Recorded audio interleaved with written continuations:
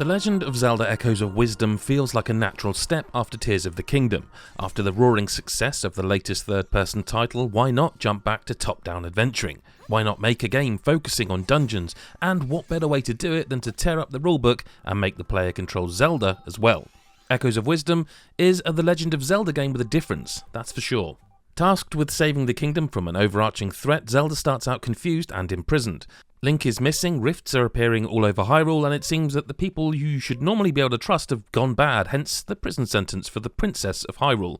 Enter stage right Tri, a small yellow being of light that manifests a staff for Zelda to wield, and quickly enables her to create echoes of items, enemies, and all manner of things that form the core gameplay of the Echoes of Wisdom adventure from there on in. In terms of the echoes, there are multiple mechanics to bear in mind.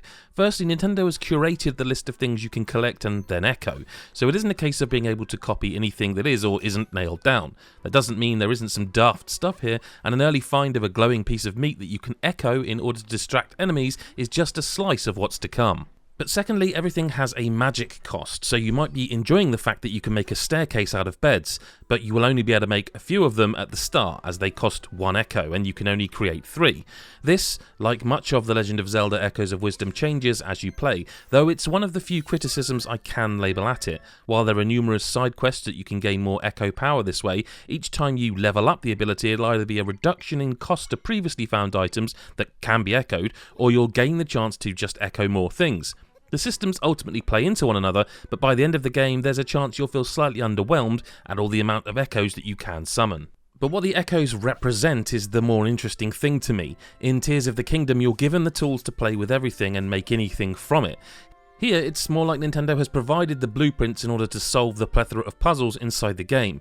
I won't give any spoilers or solutions here, but to be completely honest, the amount of times I solved something utterly convinced that it was not the intended solution is something that I lost count of. And there's kind of the beauty of The Legend of Zelda Echoes of Wisdom, really. You've somehow got that unique adventure that's just for you, despite it being more curated and story-focused. There's loads of characters and side quests to engage with, but the larger focus is going across Hyrule and healing the land by completing more traditional Zelda-style dungeons. There's one puzzle that I don't think I fully understood the actual solution to, but I've seen the credits, so that's going to have to be good enough for me. And the world is beautiful too. Whether you like the art style or not, and I do, it's designed superbly. There are small effects that make Hyrule feel alive, scattered throughout the overworld, and the caves and dungeons that you will explore. Outside in the main overworld, there is a frame pacing issue that slightly sours how gorgeous it all looks, but once you get used to it, it's not so bad, and it's pretty much non-existent inside dungeons too. The audio is on point, though I will confess that towards the closing moments I did tire a little bit of the mute-style protagonist and felt like just a tiny bit of dialogue wouldn't have gone amiss. But the star of the show is how pliable this version of Hyrule is. You can end up on top of trees, walking as though they're a floor, and that both feels weird and excellent. I'm avoiding going into detail for obvious reasons, but there are so many echoes you can find and replicate with so many little odd details that come with them. There are so many moments I found myself wanting to slap my forehead when I realised how to get round or past things, and that's the marvel of what's been designed here.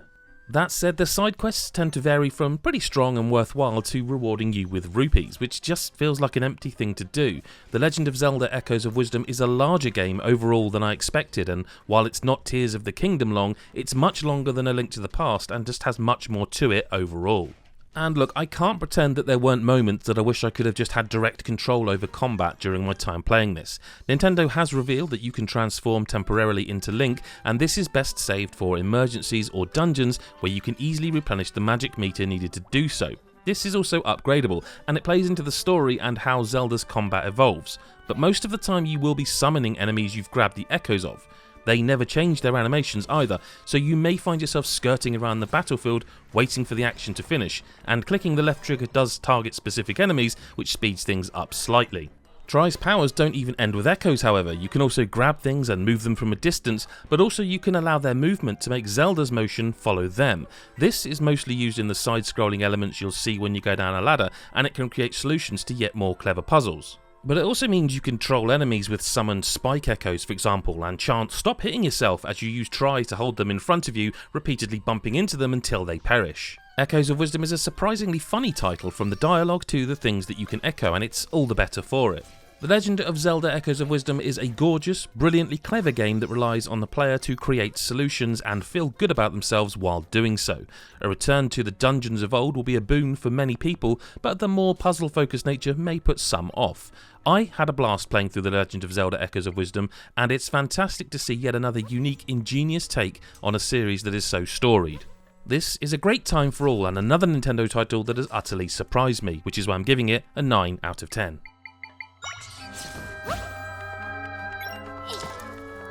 Hey, Adam from GodIsAGeek.com here. Hope you enjoyed our video review of Echoes of Wisdom. Let us know if you're going to play it. When I first previewed it, I was absolutely floored by how different it was. I just wasn't expecting it, and that continues throughout the whole game. Really pleased to have had a chance to play through this. If you did enjoy this video, hit subscribe and the bell button so you miss no future content from us, and you can go to patreon.com/GodIsAGeek if you want to support us even more than that. Thanks for watching, and we'll see you in the next one. Bye bye for now.